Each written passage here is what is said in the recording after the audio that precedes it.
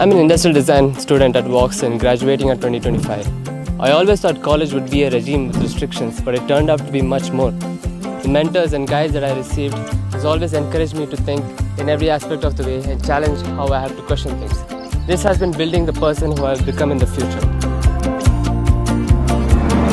Studying industrial design changed the way that I look at the world. It's not just about making products, it's about solving real-world problems through creativity, empathy, and innovation. Whether it's a piece of furniture, a mobility, or consumer electronics, industrial design blends creativity with logic in the most exciting ways. We get to attend a lot of workshops, especially for material exploration like wood, thermocol, metal, etc. Apart from these, we also have 3-day intense workshops where faculties from different universities, industrial experts come stay with us day and night, which helps us to get a really new perspective for learning.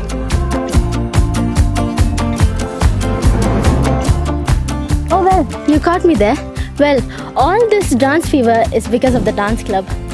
It all started off as a dream, but after joining Woxsen University, it all has become true.